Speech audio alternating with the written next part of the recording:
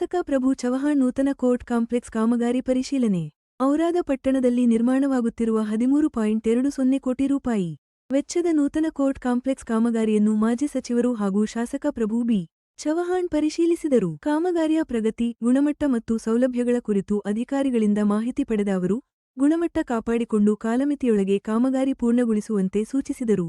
1.15 ಎಕರೆ ಪ್ರದೇಶದಲ್ಲಿ ನಿರ್ಮಾಣವಾಗುತ್ತಿರುವ ಈ ಭವ್ಯ ಕೋರ್ಟ್ ಸಂಕೀರ್ಣದಲ್ಲಿ ಕೋರ್ಟ್ ಹಾಲ್ಗಳು, ನ್ಯಾಯಾಧೀಶರ ಕೊಠಡಿಗಳು, ಗ್ರಂಥಾಲಯ ಸೇರಿದಂತೆ ಅಗತ್ಯ ಮೂಲಸೌಕರ್ಯಗಳನ್ನು ಕಲ್ಪಿಸಲಾಗುತ್ತಿದೆ.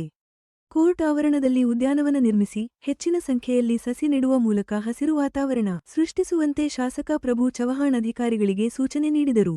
ಈ ವೇಳೆ ಮಾತನಾಡಿದ ಶಾಸಕ ಪ್ರಭು ಬಿ.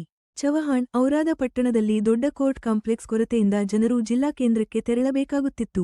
ವಕೀಲರ ಬೇಡಿಕೆ ಹಾಗೂ ಜನರ ಅನುಕೂಲಕ್ಕಾಗಿ ಸಚಿವರಾಗಿದ್ದ ವೇಳೆ 13.20 ಕೋಟಿ ರೂಪಾಯಿ ವೆಚ್ಚದ ನೂತನ ಕೋರ್ಟ್ ಕಾಂಪ್ಲೆಕ್ಸ್ಗೆ ಅನುಮೋದನೆ ಪಡೆದು ಕಾಮಗಾರಿ ಆರಂಭಿಸಲಾಗಿದೆ.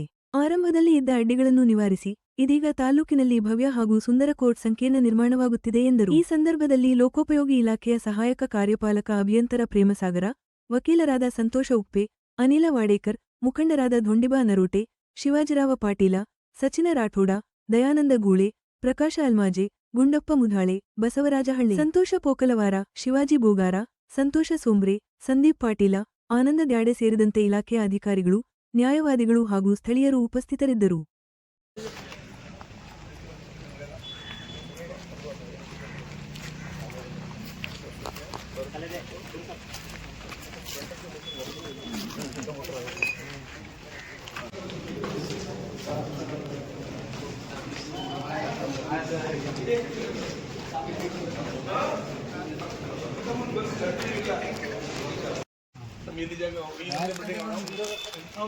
ನಮ್ದೇ ಜಾಗ ಖಾಲಿ ಮಾಡಿಬಿಡೋಣ ಪೂರ ಡೆವಲಪ್ ಮಾಡಿ. ನೀವು ಡೆಮಾಲಿಷನ್ ಇದ್ದಿದ್ರೆ ಆಲ್ರೆಡಿ ಮಾಡ್ಸೋಣ.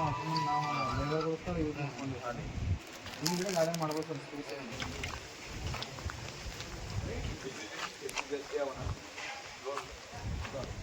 ಅದು ಅರ್ಜೆಂಟ್